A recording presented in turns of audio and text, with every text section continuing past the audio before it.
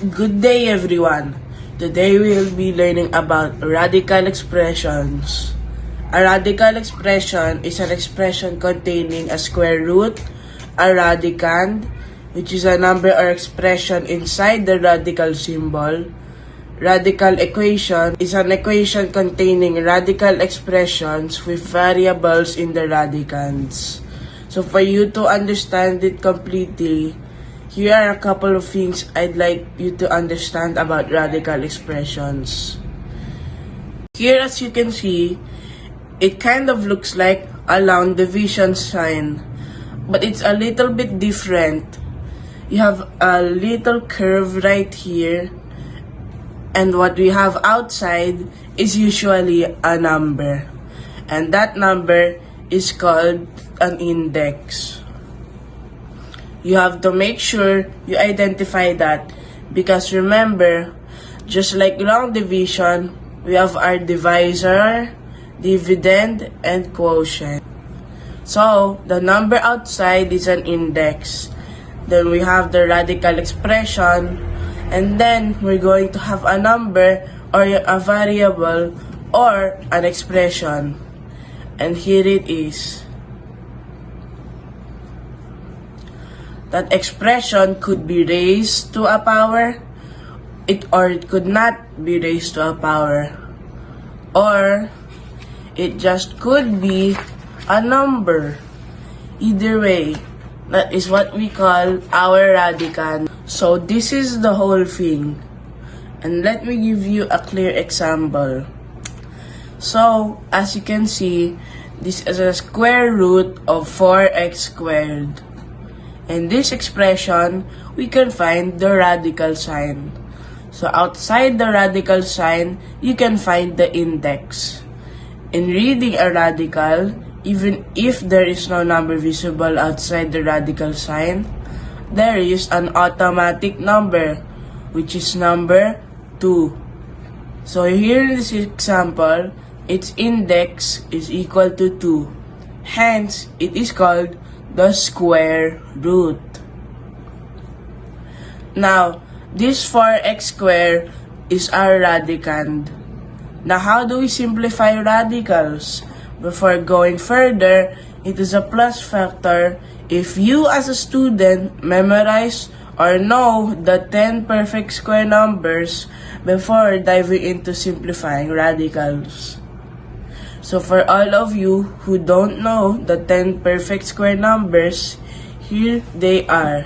We have 1, 4, 9, 16, 25, 36, 49, 64, 81, and 100. They are called the perfect square numbers basically because these 10 numbers have a perfect root. For instance, square root of 1 is 1. The square root of 4 is 2. The square root of 9 is 3.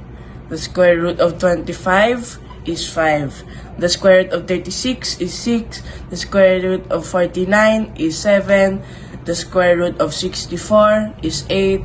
The square root of 81 is 9. And the square root of 100 is 10. These numbers will help us in simplifying the radicals. Now let me give you an example. Square root of 36 is 6 because 36 is a perfect square and has a perfect root. Now, how do we simplify this? Square root of 32. 32 is not a perfect square. So, what we're gonna do here is to factor out 32, wherein one of the factors must be a perfect square. So, the factors for 32 are, of course, 16 and 2. As you can see, 16 times 2 is 32. So, this will become square root of 16 times square root of 2. The square root of 16 is 4. Then just copy square root of 2 because 2 is not a perfect root. So it will remain inside the radical sign. So that is the answer.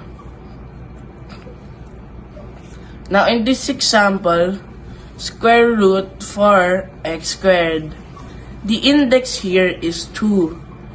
What we will do here is just to get the square root of the radicand 4x, which is 2x.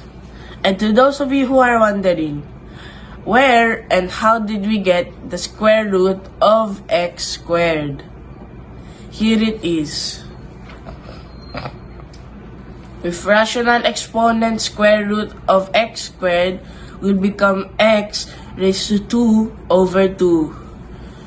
Wherein if fractions have the same numerator and denominator, it is always equal to 1. Therefore, x raised to 2 over 2 is simply x. Therefore, in this radical expression, the final answer is 2x.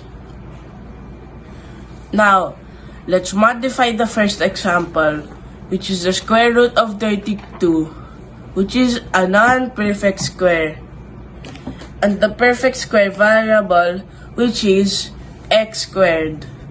So in this example, we will do just like what we did in the first example, but with x squared. The factor of 32x squared is this.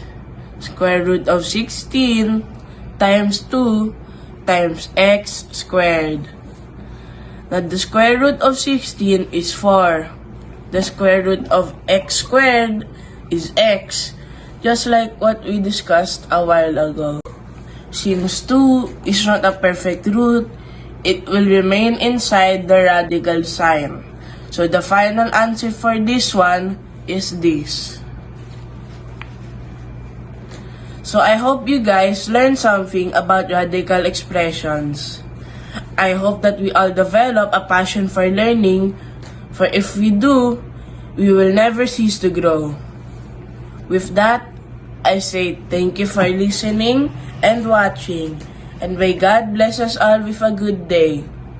This is Rafael M. Rodriguez Jr., 9th grader, signing off.